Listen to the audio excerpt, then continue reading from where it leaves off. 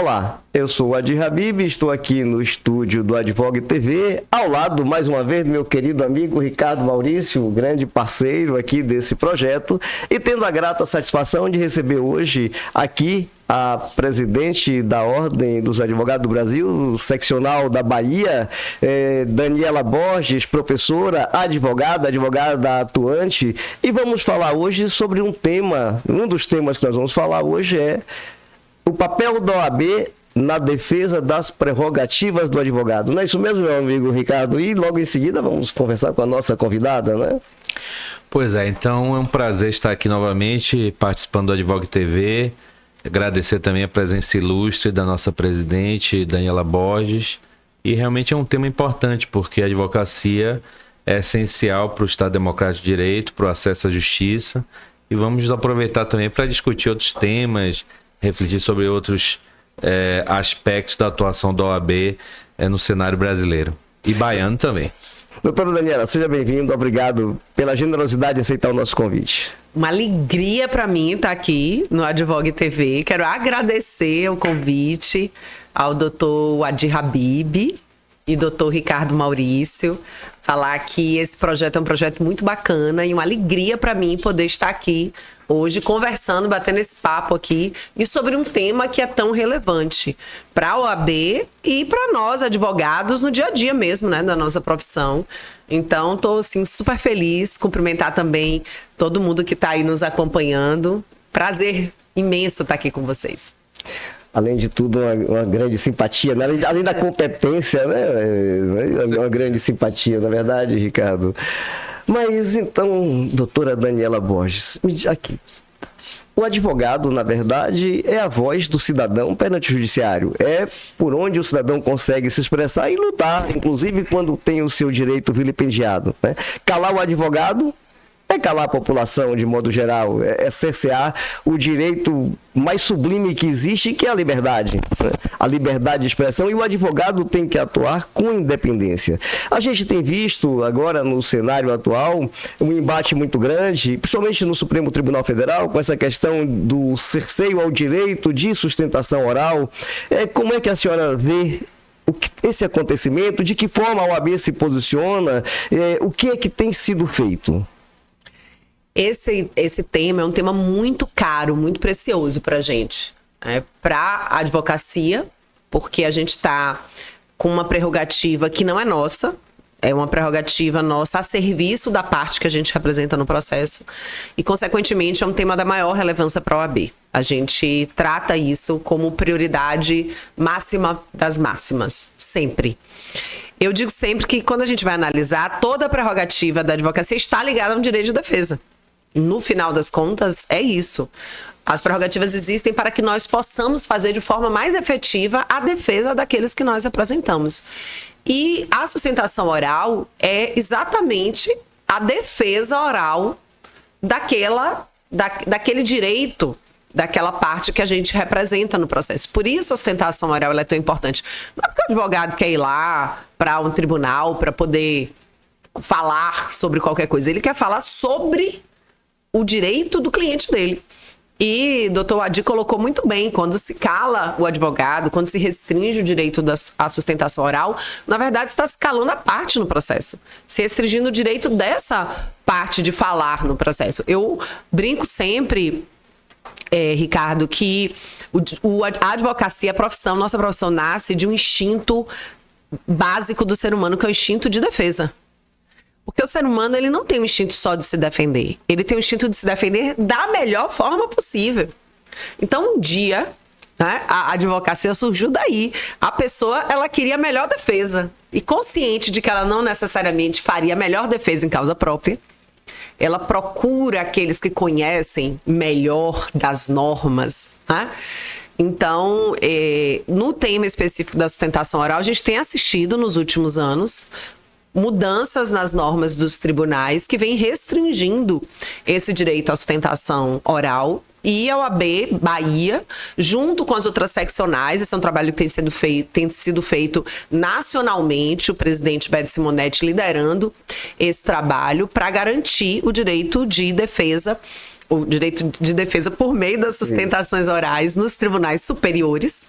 né? Importante falar sobre isso. E, claro, a gente aqui na Bahia também fazendo esse trabalho aqui também no nosso tribunal. Então, por exemplo, no Tribunal do Estado da Bahia, a gente tem um trabalho muito firme nos juizados. A gente, inclusive, tem uma atuação contra a resolução que a gente denominou resolução da mordaça. Sim. Porque ela restringe o direito de sustentação oral nos juizados. E nacionalmente, liderado, né, pelo Conselho Federal, pelo presidente Beto, a gente vem fazendo junto com as outras seccionais uma defesa do direito à sustentação oral. Estivemos, inclusive, numa determinada oportunidade com o ministro Alexandre de Moraes em reunião. Nós éramos uns 12 presidentes de seccionais, justamente trazendo o tema. E a gente chegou ao ponto de agora tentar encaminhar ao Congresso Nacional um projeto de emenda à Constituição, justamente para prever na Constituição esse direito à sustentação oral. A gente tem vários exemplos, né, de atuações de casos em que a OAB entrou como amicus curiae, que a OAB atuou como terceiro interessado para garantir um direito, mas de maneira macro, porque eu digo sempre assim, nossa missão na OAB não é só ficar apagando incêndio. A gente não quer resolver só o caso de A, B ou C. A gente quer mudar efetivamente o que é necessário para que esse direito se dê de forma plena para todos. Então, se tentou de diversas formas o diálogo. E aí, diante desse cenário, hoje a OAB Nacional caminha na defesa dessa emenda à Constituição que preveja de forma clara, inequívoca, que a advocacia tem direito à sustentação oral nos tribunais, sustentação oral presencial, porque a gente sabe que existe aquela previsão de você enviar um vídeo. Aquilo não é se garantir a sustentação oral. De hipótese nenhuma. E eu, inclusive, digo, né, assim, na área tributária, eu sou tributarista, uma série de temas de repercussão geral que impactam em diversos contribuintes, em diversas situações, são julgados no plenário virtual, sem direito à sustentação oral. E a sustentação oral plena, né? Porque para mim eu não vou considerar sustentação oral enviar um vídeo. E quando a gente analisa a história do STF e do STJ, dos tribunais, a gente sabe quantas decisões já mudaram justamente por causa da sustentação oral. Muitas. Então, na verdade, né, negar o direito à sustentação oral é cercear a plenitude do direito de defesa. Então, a gente tem atuado em várias frentes, junto, né, com as outras seccionais lideradas pelo Conselho Federal nesse âmbito nacional. Mas é importante, eu quis aproveitar a sua pergunta para falar também desse trabalho que a gente vem fazendo aqui, junto ao Tribunal de Justiça, porque hoje os juizados eles negam a sustentação oral no caso de decisões monocráticas que negam seguimento ao recurso e nos termos do CPC é garantida a sustentação oral nessa hipótese. Sim. A gente já foi ao CNJ, estamos, né, trabalhando, o Tribunal de Justiça já melhorou um pouco a norma, já fez uma pequena adequação, mas a gente continua ainda no CNJ, porque a gente entende que ainda temos problemas à garantia plena dessa sustentação oral aqui também. Não, agora, assim, eu vou fazer uma provocação aqui, doutora Daniela, ao meu amigo Ricardo Maurício, que é advogado, professor e grande constitucionalista, né? Professor e um grande constitucionalista. Excelente! A senhora falou, né, de uma PEC, né, um projeto de emenda constitucional que a OAB está aí tentando emplacar, né? Mas a gente tem um grande problema hoje que é o ativismo judicial. Então perceba o seguinte, e a gente tem visto isso acontecer, agora a gente está vendo aí o embate entre os poderes, né? É o legislativo e o judiciário aí batendo cabeça e vendo quem tem mais poder. Aí o que eu pergunto aqui para o meu amigo aqui, agora a participação do meu amigo também, Ricardo Maurício, aí você tem lá a aprovação de uma PEC, vamos lá, submeteu, aprovou, sancionou, aí alguém vai lá e tome-lhe uma ADIM, né? Uma ação direta de inconstitucionalidade, dizendo que aquela PEC é inconstitucional. Aí o STF tem a possibilidade de dizer assim, não vale, é inconstitucional. E agora? Aí você percebe que a gente está vivendo um grande problema hoje, porque quem tem o poder de legislar é é o Congresso Nacional, tá? São os legítimos representantes do povo, são aqueles que nós elegemos para nos representar. Assim como o advogado é a voz do cidadão perante o judiciário na defesa das suas garantias e direitos fundamentais, o advogado tem um papel importantíssimo, inclusive previsto no nosso Estatuto da Advocacia, né? O advogado é o defensor do Estado Democrático de Direito, está lá previsto. Então, os representantes do povo votam, deliberam, criam uma lei, essa lei ela é sancionada, o STF diz não vale, é inconstitucional. E aí, como é que fica, meu amigo Ricardo Maurício? Depois eu quero lhe ouvir também, viu? Essa é uma polêmica que a gente tem que colocar aqui. Bom, a rigor, eu acho até que essa PEC seria desnecessária, porque a Constituição, né, como a nossa presidente falou, já assegura o devido processo legal, contraditório, ampla defesa. Muitas vezes a alegação dos tribunais é que os regimentos, né, restringem, mas o regimento não está acima da Constituição, Exato. né, presidente? Mas é importante, me parece, esse movimento da OAB para deixar assim de uma forma mais clara ainda Sim. Essa importante prerrogativa. Agora, se houver algum questionamento, né, obviamente que o Supremo vai examinar e isso faz parte, né, da própria lógica do sistema de freios e contrapesos, né?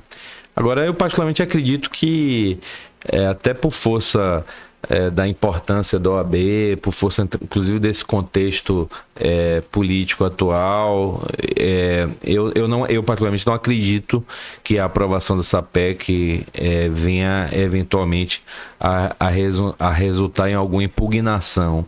Mas, se isso ocorrer, nós iremos acompanhar o próprio sistema de freios e contrapesos e eu tenho certeza que a OAB também vai se posicionar, não é, presidente? Na verdade, assim, Ricardo, um grande constitucionalista, né? Inclusive internacional, pelo trabalho que ele faz, Obrigado. sempre representando, inclusive, a nossa Bahia em outros países. Eu acho que é importante a gente observar que o exercício desse poder constituinte reformador, que é o que vai elaborar as emendas, né? Ele está sujeito a limites. E um dos limites tem a ver, né, com cláusulas pétreas. É praticamente a forma, né? Praticamente é o procedimento de aprovação da emenda e não poder ser objeto de deliberação nenhuma proposta de emenda tendente a abolir. Aí ele traz lá o que não pode abolir. Pensar na garantia da sustentação oral como algo sobre o qual não paire dúvidas, mas eu concordo inteiramente com o professor Ricardo que não precisaria, né, dessa emenda, mas enfim, estamos nessa situação, então talvez ela seja a solução. Então veja que chegamos a esse ponto exatamente por causa dos acontecimentos recentes, né? Mas uma norma dessa, ela ampliaria o direito de defesa. Sim. Ela não viria para restringir o direito de defesa, ela viria para ampliar o direito de defesa. E aí eu, lembrando aqui de cabeça ali também das outras hipóteses, não vejo nenhuma outra que pudesse sustentar, né? Assim, pensar na garantia desse direito de sustentação oral violaria qual cláusula pétrea? Né? Então, dentro dessa dimensão e compreendendo que a credibilidade também do judiciário, das instituições, passam também pela legitimação e pela consistência desse processo decisório. Então, eu concordo com o professor Ricardo que seria muito difícil se sustentar a inconstitucionalidade desta emenda, né? Se ela vier se defender, se sustentar a inconstitucionalidade. A impugnação pode até vir, que a gente sabe que, né, sempre pode aparecer alguém dentre os legitimados na Constituição para ajuizar esse tipo de ação, mas eu acho que se a gente conseguir essa emenda, eu acho que os tribunais vão ter que observar. Eu posso fazer uma pergunta? Sim, por favor. Vou colocar um outro tema para a nossa presidente. Presidente, com relação aos desafios da advocacia com relação a essas novas tecnologias, eu tenho visto um trabalho muito grande, tanto do Conselho Federal quanto também da seccional, no sentido de refletir sobre isso, sobre o uso das novas tecnologias, os limites. Queria ouvi-la sobre esse novo cenário que se apresenta, né, para o advogado, especialmente para o advogado iniciante. Eu digo sempre que, como naquela música de Belchior, tão bem cantada por Elis Regina, o novo sempre vem. Só que ele tá vindo cada vez mais rápido. Muito E rápido. as tecnologias, elas têm trazido isso, né? Transformações muito rápidas dentro do cenário do exercício de todas as profissões, e com a advocacia não é diferente. E se a gente observar, a pandemia acelerou isso no nível que, se não fosse a pandemia, talvez a gente demorasse 15 anos, 20 anos, né? Eu acho que nós chegaremos onde estamos hoje, mas demoraria muito mais tempo. Porque eu fico pensando muito no processo eletrônico. O tanto que foi, não foi, vai, não vai, vai, não vai, vai devagar, vai assim, vai só aqui, aí treina, dá um tempo, né? É isso. E a coisa da audiência virtual, por exemplo, foi a fórceps. A pessoa tinha que se adaptar àquilo ali. A sessão de 8, então foi tudo muito rápido. Então, É o que algo tinha, né? algo que demoraria, na minha avaliação, um tempo muito maior, foi tudo.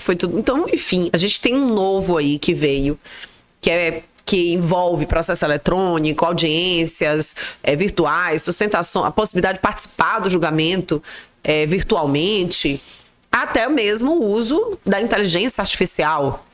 E eu digo sempre o seguinte, é muito importante a gente poder usar a tecnologia a nosso serviço. A gente saber utilizar o que vem de bom e ter um cuidado para que essa tecnologia, ela não assuma o controle da gente, né? Ela tem que estar a nosso serviço, não a gente a serviço dela. E não a gente sendo atropelado por essa tecnologia. Então, a inteligência artificial, por exemplo, a gente tem que ter muito cuidado.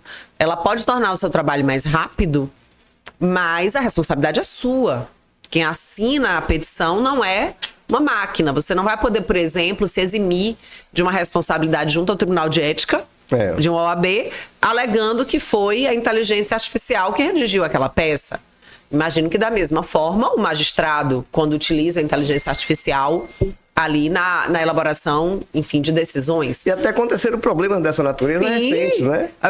Claro que o pessoal jogou a culpa no coitado do estagiário, né? O Mas a estagiário inteligência sempre sobe. criou jurisprudência. Ela criou. Ela inventa. Ela inventa, Então, eu acho que a gente pode usar essa tecnologia para acelerar, mas a gente tem que ter um cuidado. Primeiro, de saber que a responsabilidade técnica pelo que um advogado assina, pelo que o advogado entrega, é dele.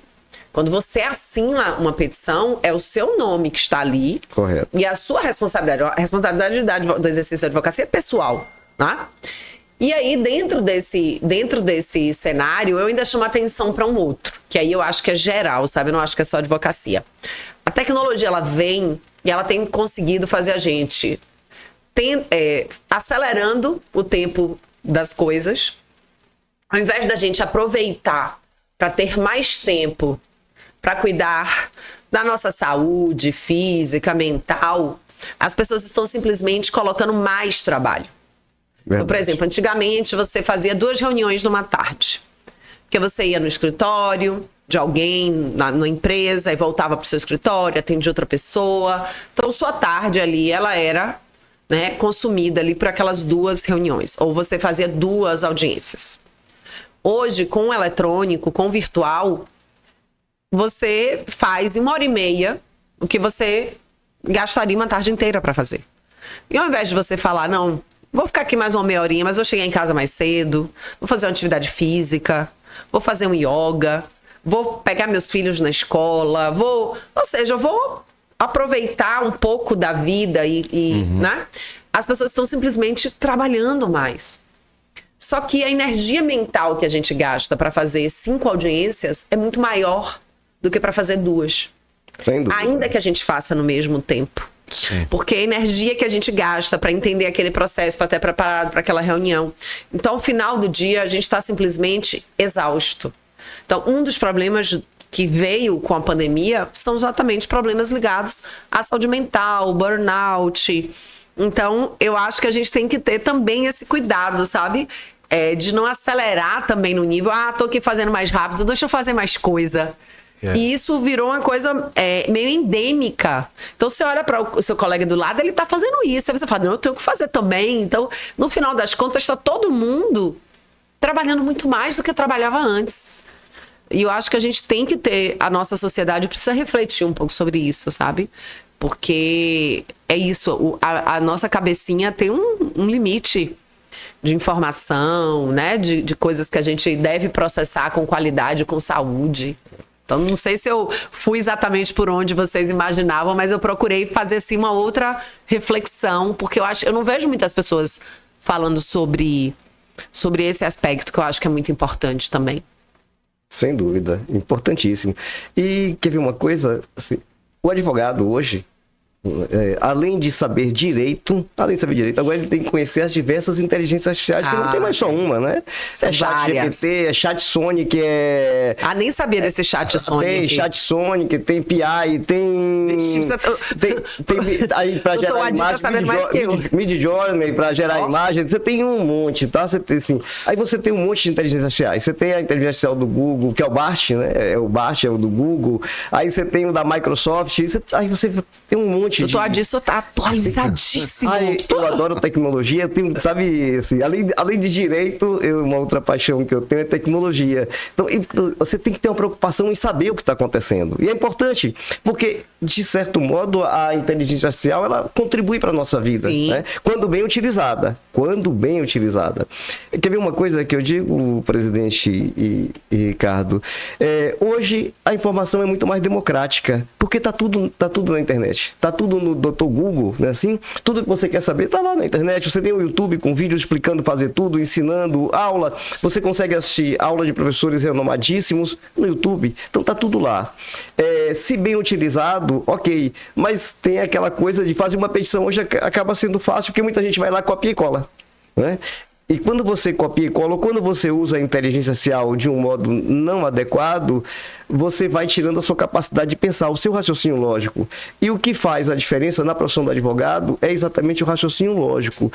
Não é o que ele diz, é como ele diz, como é que ele comunica aquilo a quem vai julgar, né? É a estratégia que ele monta numa peça processual. Isso é que é o fator diferenciador. Então, a inteligência artificial é bacana, mas as pessoas têm que saber que ela tem que estar, como a doutora Daniela bem disse, a nossa presidente bem colocou, tem que estar a serviço. Ela não vai lhe substituir. Ela não vai fazer com que você tenha preguiça de pensar. Você tem que continuar pensando. Afinal de contas, quem criou a inteligência artificial foi um ser pensante igual a nós, né? Foi uma inteligência humana, né? Então, eu digo, tem a IA e tem a IH, que é a inteligência humana. Então, Bom, eu queria ouvir de Daniela sobre a importância da paridade de gênero, ela que representa tão bem o avanço da mulher na OAB, que nos honra, que nos inspira. Queria que você falasse um pouco dessa evolução, das ações, tanto no âmbito do Conselho Federal, no âmbito também da seccional, com relação à paridade de gênero na advocacia. As mulheres, elas vieram, na verdade, aumentando cada vez mais sua participação, não só na advocacia, mas em carreiras jurídicas de maneira geral. Mas isso ainda não se vê necessariamente nos espaços decisórios, e na OAB não era diferente. Mas na OAB a gente conseguiu avançar bastante com a mudança de algumas regras eleitorais. Então, num primeiro momento, a gente teve uma regra que previa a obrigatoriedade de 30% das mulheres nas chapas. Então, de alguma maneira, isso fez com que as mulheres começassem a aparecer no cenário. Tá? Nessa época, as mulheres já eram quase 50% da advocacia. E aí, no triênio passado, eu presidi a Comissão Nacional da Mulher Advogada, e a OAB da Bahia já tinha paridade de gênero sem ser obrigatório. Foi uma decisão política da Bahia ao eleger um grupo que tinha apresentado uma chapa com paridade de gênero. Então, a gente tinha essa paridade de gênero, eu presidi a Comissão Nacional da Mulher Advogada, a gente tinha mais 2 estados com paridade de gênero, e a gente começou um grande movimento de que a paridade de gênero tinha que ser a regra. E nesse período as mulheres, nós viramos mesmo, né? Hoje nós somos numericamente uma maioria, tanto na Bahia como no Brasil. As mulheres já são a maioria mesmo dos inscritos. Da advocacia. Da advocacia. Então tem até a frase que ele fala, a gente já pagava metade da conta. Então a gente também queria a metade desses espaços. É interessante que entre os jovens advogados, jovem advogado para a OAB é quem tem até 5 anos de formado. Entre os jovens advogados, as mulheres são 64%. 64 ou 74? 64. 64. Mas veja que isso já significa que gradativamente a tendência é que o número de mulheres ainda aumente um pouco mais. Então, isso é muito importante, eu digo sempre, porque as mulheres também estão no dia a dia da advocacia. Sim. Então, a gente está aí, está no fórum, está no tribunal, está com problema de prerrogativa, está com processo também que não anda, honorários fixados abaixo dos parâmetros do CPC. Então, todos os problemas que o advogado enfrenta, a mulher advogada também enfrenta. Só que, além disso, a gente ainda tem desafios decorrentes da nossa condição de mulher numa sociedade ainda patriarcal. Então, a gente tem desafios ligados a conciliar maternidade e advocacia, as questões de assédio. Então, pensar as mulheres nos espaços, primeiro é uma questão de representatividade, porque nós estamos efetivamente na advocacia, então também podemos e queremos estar nos espaços de representatividade, mas ao mesmo tempo a gente também ter condições de ter um olhar e pensar ações também para esses desafios particulares, né? Então, eu acho que esse é um movimento muito bom. Quando eu tomei posse, eu tenho um colega que conta que a filha dele dizia assim: papai, eu quero ser advogada, papai, eu quero ser advogada. E aí ele vem daquele movimento da posse, eu fui a primeira mulher em 90 anos a presidir o OAB da Bahia, aí ele começou a dizer assim: papai, agora eu não quero mais ser advogada, agora eu quero ser presidente da OAB. Então, pra gente ver como isso empodera, né, as meninas. Então, assim, eu acho que a OAB, inclusive, dando exemplo, porque a gente vê depois desse movimento da OAB, agora os tribunais fazendo também um movimento. E é um cenário, quando você vê para os cursos de direito, né? A maior parte das turmas hoje são formadas por mulheres. Então, acho que é um movimento mesmo de identificação das mulheres com as carreiras jurídicas. Mas é óbvio, viu, doutor Adi, dando uma importância imensa também às contribuições dos homens. A gente quer sempre eles. A gente quer, na verdade, eu digo sempre que não é nunca mulheres versus homens. É sempre mulheres e homens. Isso, na mesma correto. direção. Correto. Lutando pela valorização da profissão, lutando por uma sociedade mais justa, né? Na verdade, é uma caminhada conjunta. E eu acho que esse é o espírito que deve sempre nos pautar e nos mover. Só que para essa caminhada ser conjunta, é importante que a gente também esteja inserido nela, né? Então, eu acho que eu tenho visto, assim, como de uma maneira muito positiva a presença das mulheres nos espaços e que, inclusive, agrega. Eu digo sempre ainda assim, que a mulher tem que chegar trazendo diferente mesmo. Porque é para somar. Sim, Né? sim. Então, assim, o homem tem suas características, tem os seus potenciais. Então, quando as mulheres chegam, elas chegam com olhares diferentes.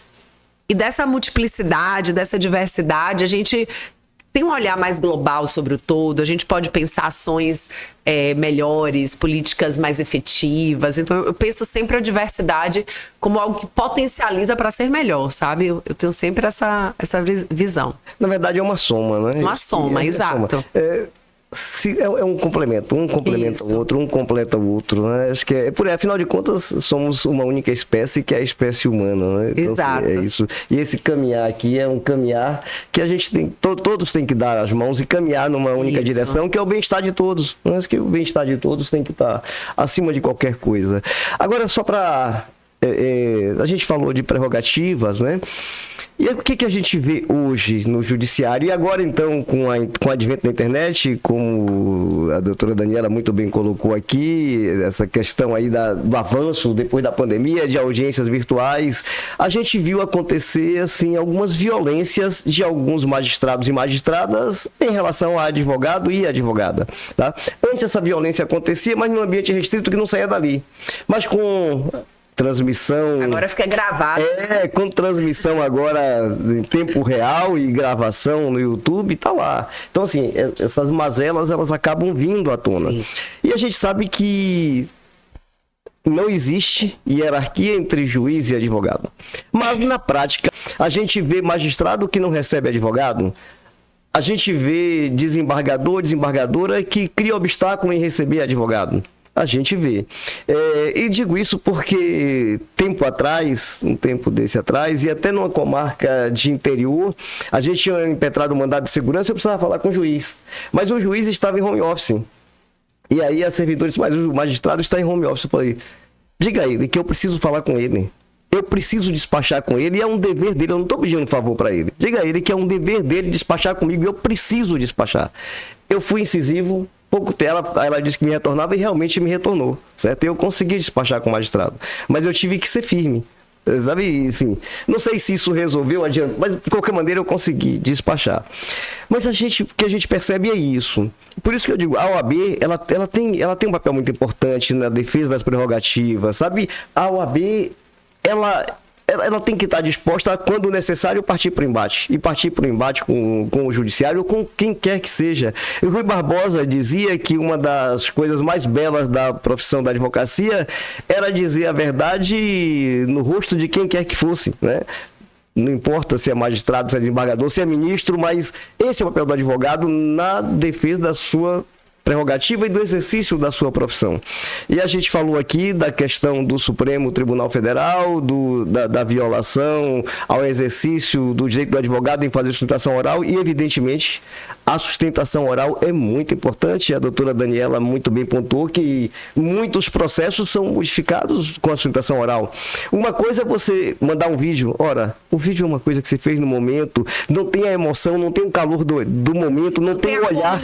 Não tem o olhar, sabe? De você tá direcionar. Falando o outro lhe ouvindo naquela hora, você está fazendo um processo comunicativo naquele momento. Exatamente. Né? E é você direcionar e você ver em que posição está o relator e você ali criar uma contra-argumentação de uma forma respeitosa, mas você criar uma contra-argumentação de modo convincente e você muda o resultado de um processo. Então, isso é muito importante. E eu acho que a OAB não pode retroceder nesse cenário. Ela tem que ir em frente. Não importa se vai agradar ou desagradar A, B ou C, não importa.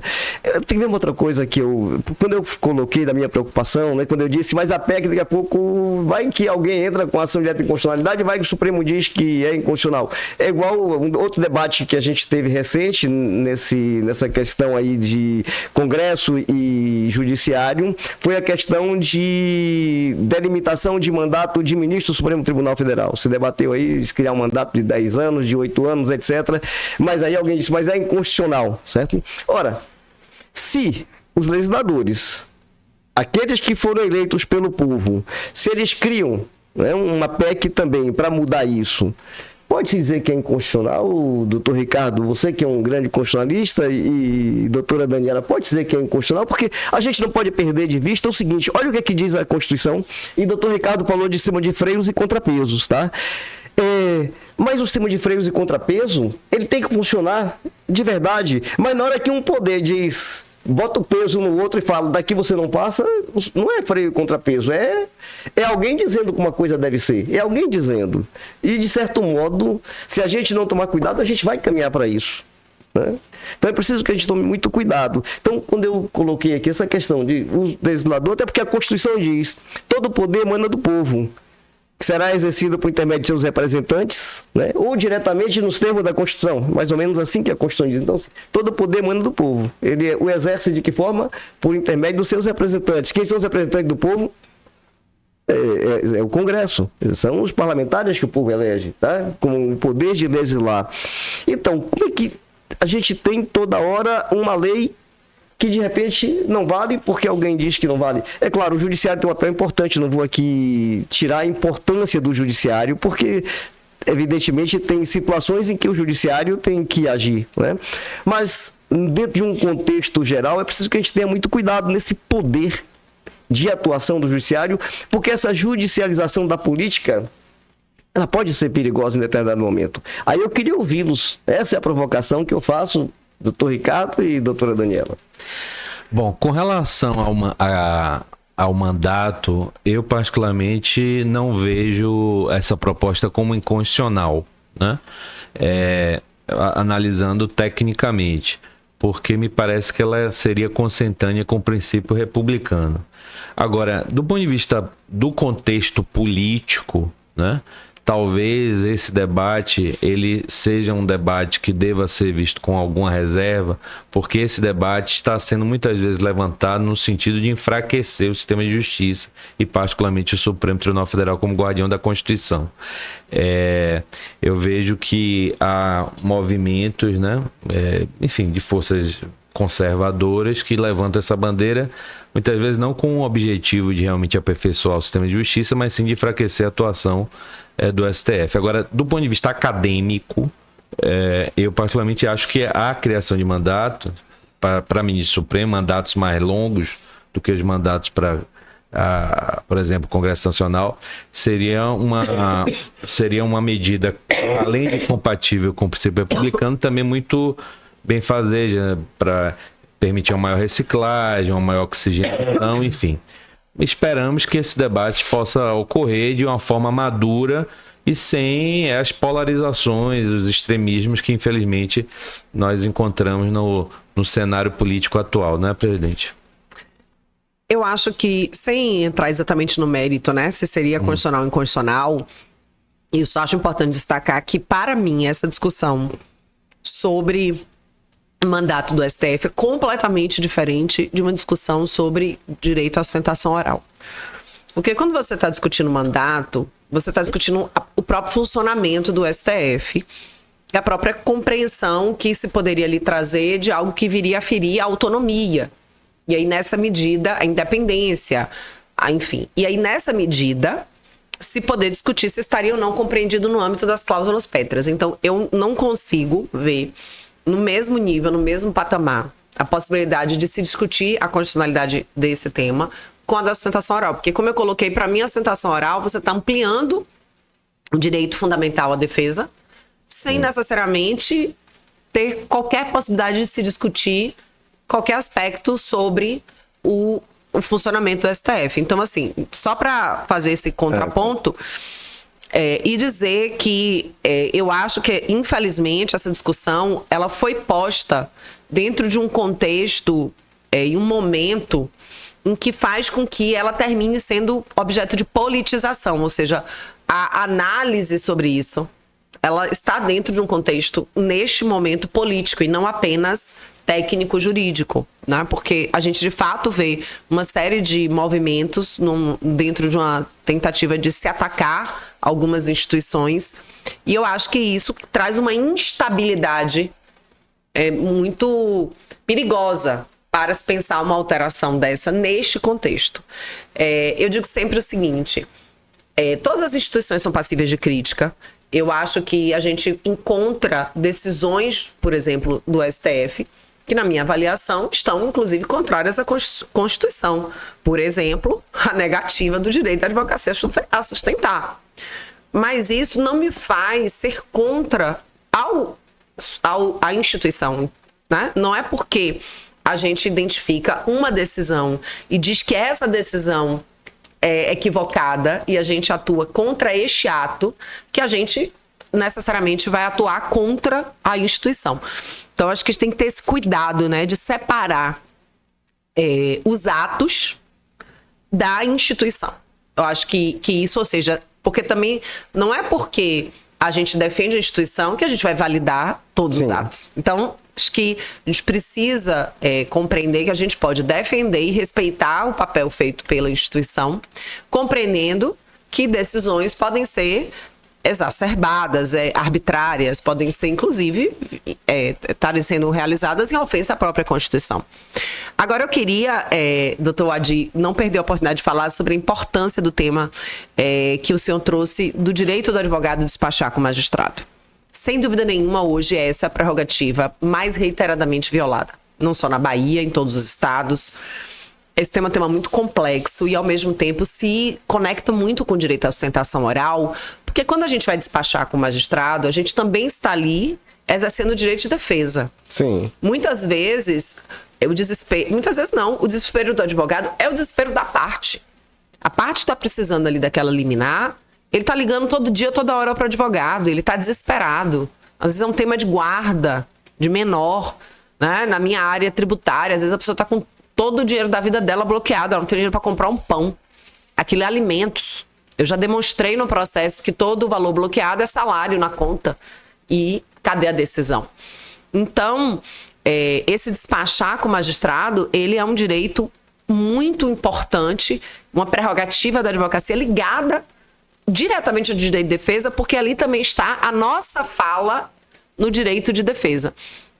E a gente tem, na OAB da Bahia, atuado em diversas frentes para combater a negativa, né, É importante destacar que a gente tem muitos magistrados que fazem um trabalho muito sério, Sim. que atendem a advocacia, a maioria, né? Então a gente tem procurado primeiro identificar pontualmente quais são aqueles que não atendem, para a gente fazer uma atuação contra esses magistrados, identificar, né? Para que a gente não atue contra aquele bom magistrado que está ali fazendo o trabalho dele, inclusive, às vezes, sobrecarregado, inclusive. Então, primeiro é um trabalho que a gente vem fazendo, atuando por meio da nossa Procuradoria de Prerrogativas, da nossa Comissão de Prerrogativas, né? A gente tem o Prerrogativas Online, que é um sistema que nos ajuda nisso para o advogado fazer ali a denúncia. A gente vai à corregedoria, sempre pautado na identificação de fato, de verificar esse magistrado que não está atendendo. Mas o que a gente identificou aqui na Bahia? Que existe uma questão estrutural muito relacionada aos parâmetros de avaliação do CNJ. Então, no último colégio de presidentes que teve agora em abril, em Maceió, estavam todos os presidentes de estados, né, das OABs dos estados reunidas, e a Bahia levou uma proposta de que a gente apresentasse junto ao CNJ uma sugestão de alteração do sistema de avaliações dos tribunais. Porque uma das coisas que a gente mais ouve é a magistrada dizendo assim: não, mas eu não tenho tempo, porque eu tenho que sentenciar tantas decisões E veja, o advogado ele não existe no sistema de avaliação do CNJ.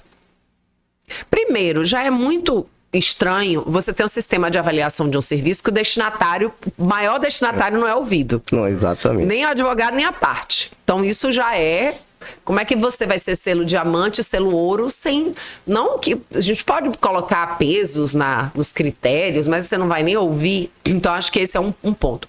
Mas o outro ponto, a sugestão da Bahia, que foi aprovada por todos os presidentes, é que a gente sugira ao CNJ que o atendimento do advogado seja computado para fins de produtividade. Excelente. Ou seja, sugerir aqui um outro olhar para a participação do advogado no processo, valorizando, inclusive, o magistrado que atende advogado, para que isso seja considerado nos critérios de avaliação.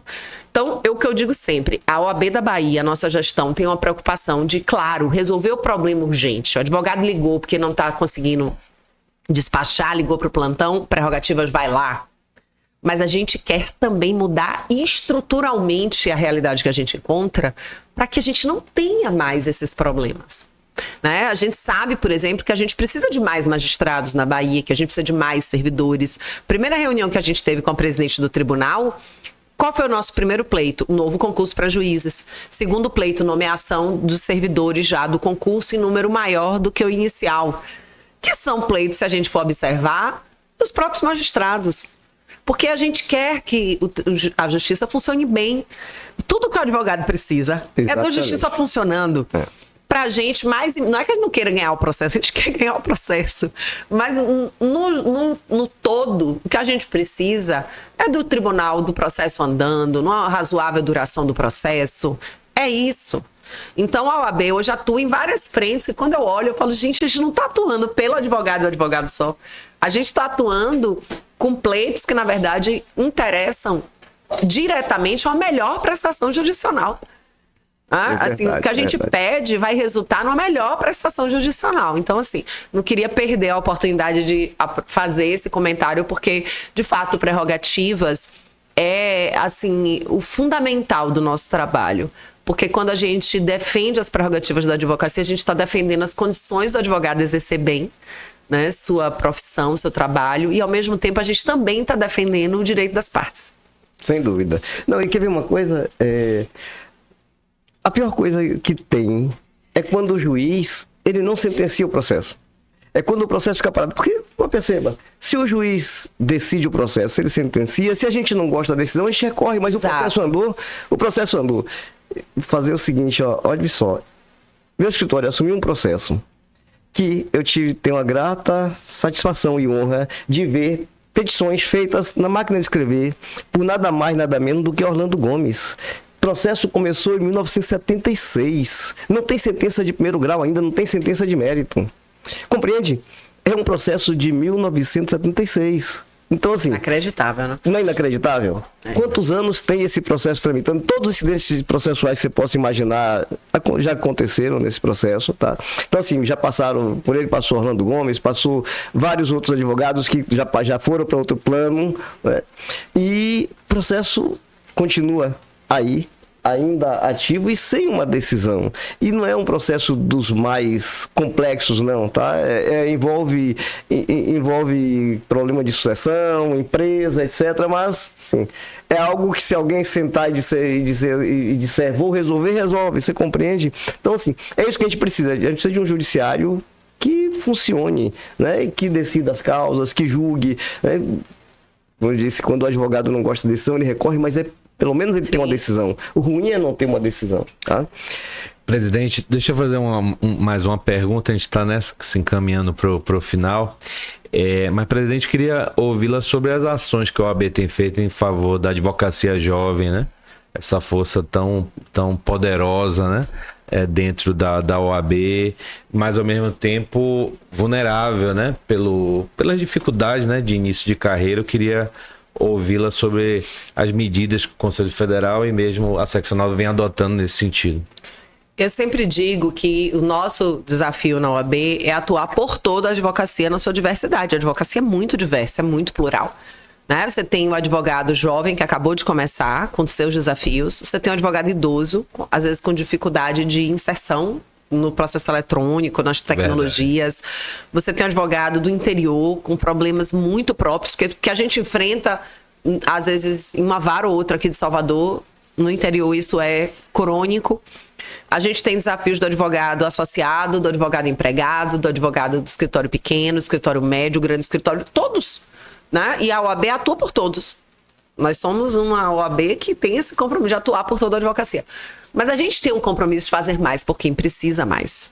A gente também precisa compreender que existem advogadas que vão precisar mais do apoio da instituição. E são, né, exatamente advogados que vivem a realidade da advocacia numa situação de mais vulnerabilidade. Eu acho que a jovem advocacia começar é muito difícil. Sempre foi. E hoje em dia, mais ainda. Então, a gente tem uma série de projetos e ações pensados pela própria advocacia, jovem advocacia. A gente tem uma OAB jovem que se reúne, que pensa as ações e a gente vai procurar viabilizar essas ações. Que vão desde capacitação, a gente tem as audiências simuladas que a gente faz na OAB. Nossa, vão 300 pessoas, não cabe gente no auditório e o público assistindo são 1.000 pessoas.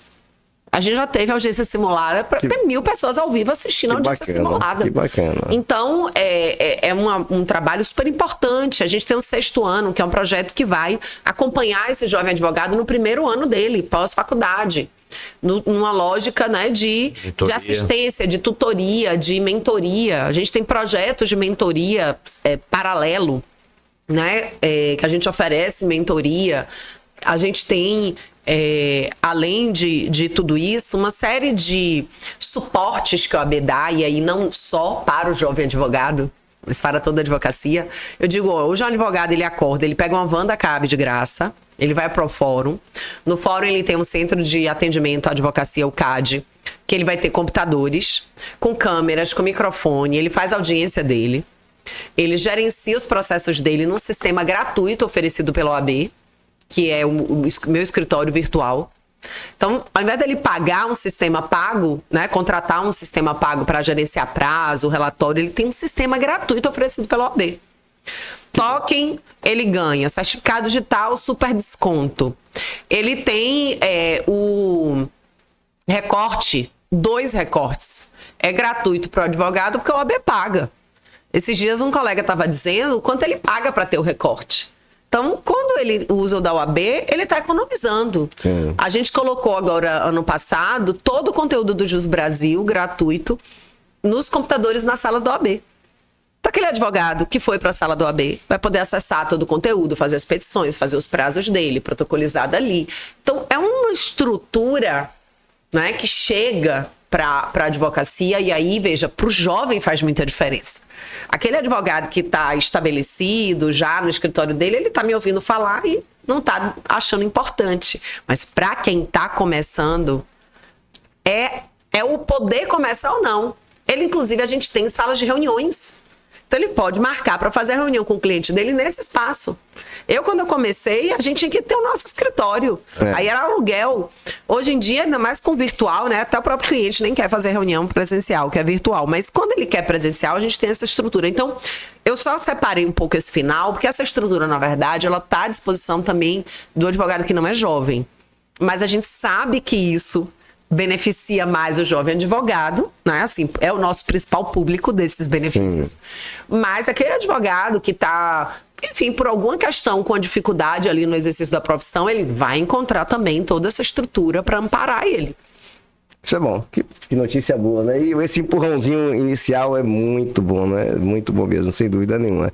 Mas estamos chegando ao final, né, meu amigo Ricardo? E tão bom esse bate-papo, tão bom. Só para registrar, assim, o quão importante foi, porque a gente debateu aqui hoje, acabou que a gente avançou por vários temas. E a advocacia é isso, acho que é nosso dever debater todos os temas, sejam os mais fáceis de falar, os mais difíceis, mas é o papel do advogado, afinal de contas, a nossa missão é exatamente preservar o Estado Democrático de Direito e defendê-lo. E a gente defende debatendo ideias, brigando, lutando quando necessário, exatamente nessa defesa aí da voz do cidadão que fala por intermédio do advogado no judiciário. Mas foi muito bom. Eu agradeço imensamente, presidente Daniela Borges, essa generosidade sua e que aqui de uma forma tão lúcida, tão transparente e tão simpática, né? Expôs, inclusive falou aí dos avanços da advocacia, da jovem advocacia.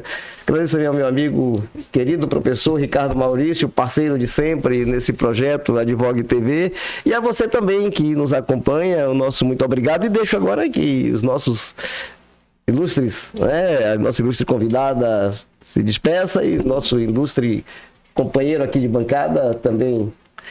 Bom, apenas agradecer novamente o convite, dizer da minha satisfação de dividir essa bancada contigo e com a nossa presidente, dizer da minha admiração, parabenizá-la pelo excelente trabalho junto à seccional e desejar sucesso, né, na gestão e que os projetos, né, que estão em curso possam ser concretizados em prol da advocacia e em prol do Estado Democrático de Direito, porque a advocacia forte é um Estado Democrático de Direito fortalecido.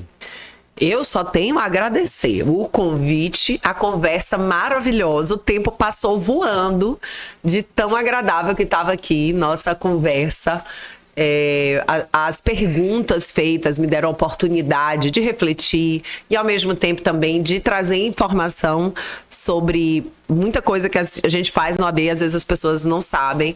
Então, quero agradecer muito ao convite, doutor Wadi, parabenizar por esse trabalho belíssimo, né, que o senhor vem fazendo, e alegria dupla, porque hoje eu ainda tive aqui a oportunidade de encontrar esse amigo, que é Ricardo Maurício, também está aqui batendo esse papo com ele que faz um trabalho, enfim, eu sou admiradora do trabalho dele. Obrigado. Então, uma alegria imensa para mim poder estar aqui nesse encontro com vocês e dar também aqui meu cumprimento para todo mundo que ficou acompanhando a gente aqui até agora. Mandar um abraço, falar, vamos também aqui contribuir na OAB, conhecer o que está sendo feito. Vamos juntos. Não é? É isso aí. Então, obrigado mais uma vez e você, até a próxima.